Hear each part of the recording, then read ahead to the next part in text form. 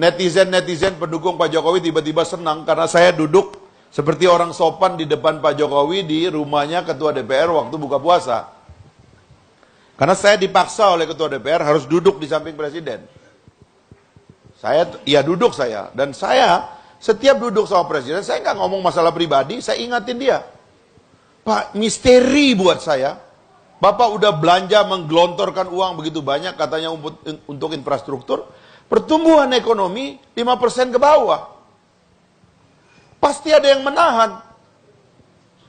Kita ini sedang menikmati demographic bonus. Jumlah angkatan muda yang haus akan kerja, ya, yang ingin mengeksploitasi Republik ini, jumlahnya lagi terbanyak sepanjang sejarah kita. Demographic bonus. Cuma mereka bingung gimana caranya tertahan kaki kita ini untuk berusaha. Dan itulah 5% itu. Tanya itu sumbernya apa, Pak? Saya bilang survei mengatakan ketidakpastian hukum. Jadi saya tanya beliau, bagaimana Bapak mau beresin ini penegakan hukum ini? Dan saya kritik KPK di situ, Pak. Saya kritik KPK itu bukan karena saya koruptor, Pak. Kalau saya koruptor kan udah ditangkap, saya pasti nomor 1 mau ditangkap. Saya kritik cara kerja.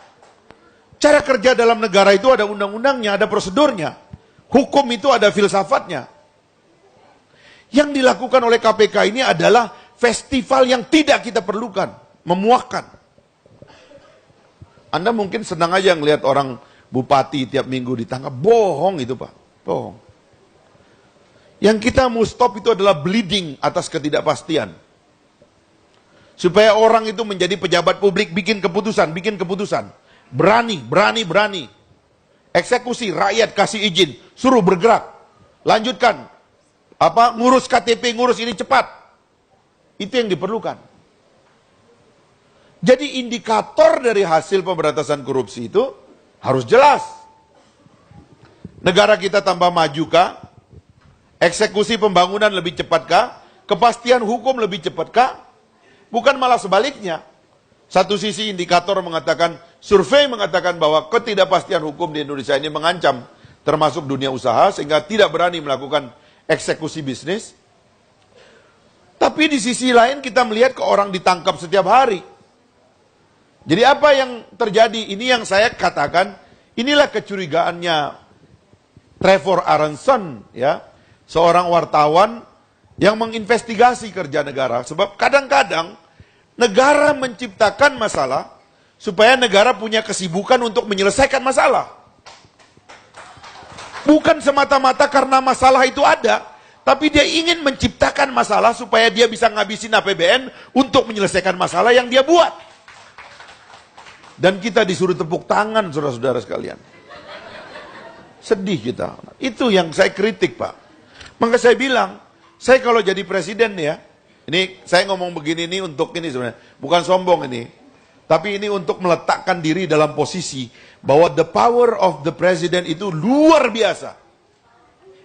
Sehingga saya bisa mengatakan kalau saya jadi presiden, di tempat lain saya mengatakan 1 tahun korupsi hilang, Pak. Karena korupsi dihapus di Indonesia ini gampang banget. Nggak ada dalam darah kita ini pencuri, Pak. No, salah itu. Kultur kita itu kuat sekali. Kita nggak suka mencuri, Pak. Kita nggak suka cheating, Pak. Kita ini fair bangsanya. Kita ini diajarin puasa, diajarin pengawasan Tuhan. Mustahil, Pak. Tapi kenapa tenaga sosial ini, tenaga agama, tidak bisa dipakai untuk memberantas korupsi? Karena nggak tahu, otaknya nggak ada. Saya bilang kalau jadi presiden, setahun saya selesaikan. Bahkan ini karena di Ambon, kita diskon 2 bulan. 10 bulan kita selesaikan ini korupsi, selesai kok. Ini soal gampang, Pak. Abjadnya ada, itu kontrol panelnya ada, gampang itu. Cuman negara membuat ini semua menjadi fiksi, Pak. Seolah-olah ini mustahil di stop. Tiap hari berkelana, hari ini di mana? Labuan Batu. Kemarin di Aceh, besok nanti kemana lagi? Keliuran ini. Hati-hati, biasanya daerah-daerah yang saya baru datang tuh ada OTT biasanya. Iya, untuk nunjukin bahwa saya salah. Dia bikin OTT di situ. Adalah pejabat lagi ngembalin uang pilkada habis kalah misalnya kayak gitu kan. Ya dikasihlah oleh seseorang amplop sedikit ditangkap. Nanti dibuka gini di depan KPK tutup mata. Dia bikin drama, bohong itu Pak. Itu bukan yang kita cari. Yang kita cari bagaimana ada kerugian negara 185 triliun di Freeport, tidak ada satu tersangka. Bagaimana Senturi 6,7 triliun, sampai hari ini banknya kita nggak tahu sudah kemana itu Bank Senturi. Tidak ada tersangka. BLBI, main-main aja ini penyidikannya. Nggak jelas. Begitu menyentuh orang-orang besar nggak bisa disentuh. Kan itu yang kita cari, kerugian negara Pak. Hak publik. Kalau soal moral orang itu Pak, yang saya bilang tadi itu, nggak bakalan berhenti sampai kiamat orang terima uang Pak. Nggak bakalan berhenti. It's morality. Yang kita cari adalah yang begituan yang menciptakan kerugian. Makanya kita trace-nya dari kerugian dulu.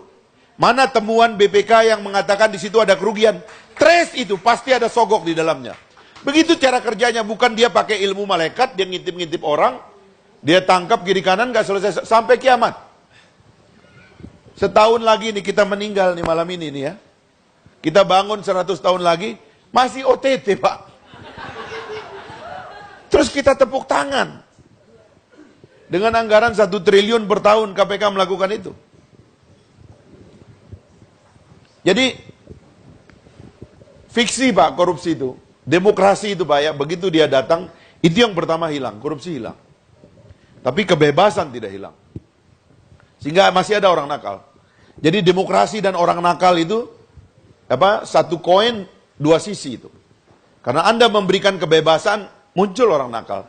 Tapi dalam survei, kurva normal, manusia itu dibagi 3 Pak. Ada orang yang ekstrim baik Pak, mirip malaikat, ada itu. Sedikit sekali kurvanya begini. Di ujung ini ada, di sebelah kanan ini, ada orang mirip malaikat, baik sekali. Jarang kita ketemu orang kayak begitu. Sedikit sekali, 0,sekian%. Ada orang nakal sekali sebelah kiri sini, kayak iblis Pak. Ada, tapi sedikit. Hukum itu Pak mengejar yang kecil ini.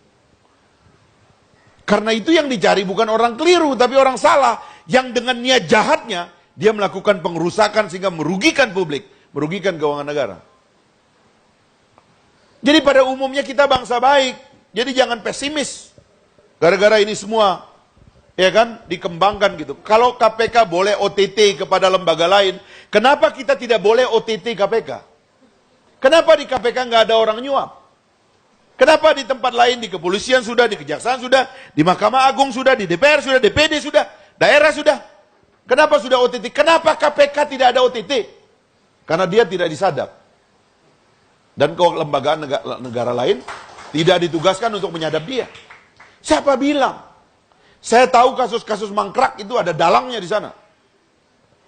Kenapa reklamasi 500 triliun tersangkanya cuma satu orang anggota DPRD dari Partai Gerindra? Mana bisa ada reklamasi 500 triliun, berdiri 800 bangunan di atasnya tanpa izin satupun, tersangkanya nggak ada. Siapa yang melindungi itu? Saya tahu cukong-cukongnya dan calo-calonya. Dan itu berkentayangan di dalam KPK.